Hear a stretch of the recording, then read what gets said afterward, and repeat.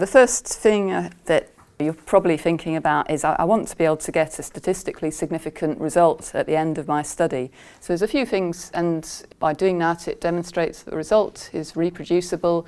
And usually, if I'm sure you've all come across statistics, that it's usually done by saying what's the probability of the fact there's no difference between the males and females, and that's what the p-value is. So here, if we were looking at a male statistically, I put here heavier than females, and we've got a p-value from measuring weights in males and females. We end up with a p-value of 0.007, so that says there's a 0.007 probability that they're actually the same weight as females. So that's often considered as a reason to reject the hypothesis and conclude that we've got reasonable evidence that males are significantly heavier than females. So that's what we're after.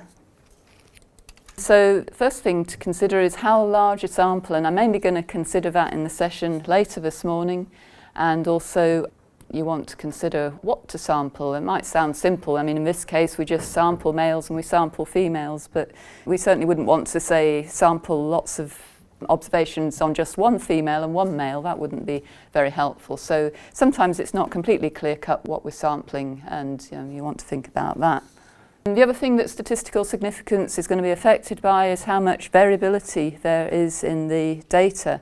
And often you can reduce this by considering various design measures, and I'll have a think about some of those a bit later.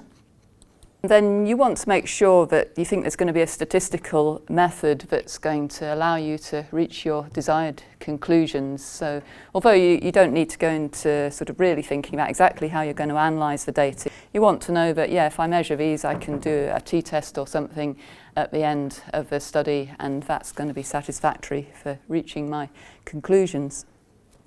I think it's fairly obvious we do need multiple samples. It's no good just taking one male and one female, because possibly the female might be taller than the male, and we wouldn't want to conclude that that means all females are taller than males. So we need several examples to allow us to generalise and ensure that the result is reproducible. Yeah, I'm not going to say too much about how many, because I'm going to concentrate on this in the next session at 11:30. Basically, you want sort of a large enough sample that you've got a fairly good chance of achieving statistical significance. You can never be completely sure, but you want to have a good chance of it. If it's only sort of a small 20% chance you might achieve statistical significance, it's really not much point in doing the study. But you don't want too many. You don't want to waste your effort and get your result kind of too easily, and even if it's highly significant, you might not have needed to have had as many samples. You're likely to reach your conclusions, but you've gone to unnecessary effort, possibly wasted animals as well. But you don't want to risk not drawing the conclusions. If there is an effect there, you want to be able to see it. So we'll be looking at that in the next talk. So I said statistical significance is affected by how much variation there is in the data. In some studies there's ways to try and reduce the amount of noise in the data. Sometimes if you're applying an intervention, it might be a treatment for a disease or some kind of intervention, and taking measurements to see what happens, it's often a good idea to take a measurement before treatment and then control for that in the analysis, and that can reduce the amount of variability in the data.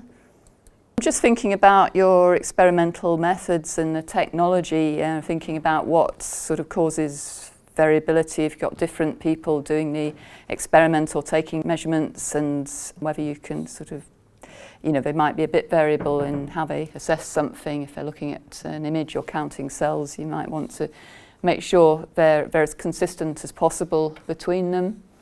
Other elements, if you can think of any ways to improve the experimental practice. If you've got animals in cages, try and make sure their cages are not in two different environments. That can reduce variability.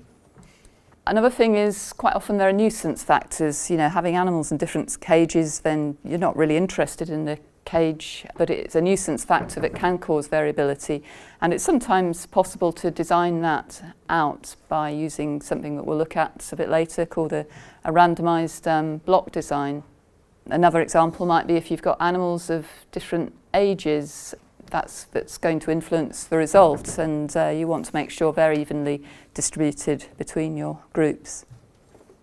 In some cases, it's possible to allocate interventions within individuals. Often this isn't really practical, but sometimes it is. For example, if you could treat different sides of the body, perhaps there's a treatment for eyes, then you give it different interventions. Then by comparing within the individual so that the results are actually paired, that will reduce the variability in doing your comparisons. So that also increases the chance of statistical significance. Another thing, it's not always practical to do this, is if you're taking measurements, you could reduce the measurement error by taking several measurements on one unit and using the average. However, if there's significant cost or time issue in doing this, it's not always the best way to kind of use your resources. This will reduce the amount of variability. Another thing you can do is think about selection criteria. For example, if you're studying animals, sometimes perhaps there's animals that have got unusual traits who might skew your results. If they have an infection before they come into the study, very sort of under or overweight animals might not be typical. You might think about setting selection criteria to make sure you don't get any really atypical animals which are going to skew your results. It's difficult to justify excluding them after you've done the study. It's worth thinking about that, but then again, you don't want to take out too many because it won't be a typical sort of set of animals then. I said you could reduce variation or what you might call noise in the data by taking repeated observations, and I thought it might be helpful just to show an example of this. In this experiment that was reported, then the weight of crabs was measured sort of on one occasion, and this is the distribution of the weights of the crabs that was obtained, a histogram showing how many were each weight.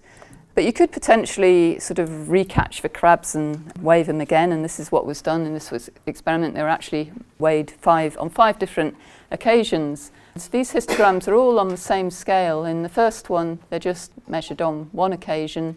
The second one, they were measured on two occasions and the average was taken, and you can see that the distribution, the variability is a bit less. And then in the third one, there were 5 measurements taken on each of the same crabs, and the average was taken, and the distribution, the spread, is even less. So of course the crabs still do vary between each other, but what this shows is that there's an amount of kind of measurement error, and on different occasions crabs were sort of heavier or lighter than other occasions. So by taking several measurements, we've been able to take some of that out of the variability, and if we're doing a study of crabs and we went on to analyse, that would give us a better chance of statistical significance. However, as I said, it's not always the best use of time to take multiple measurements, but if it's quite easy, you're just taking, I don't know, sort of measurements, samples from a tissue, and it might be possible to take more and average them. So that's something to consider.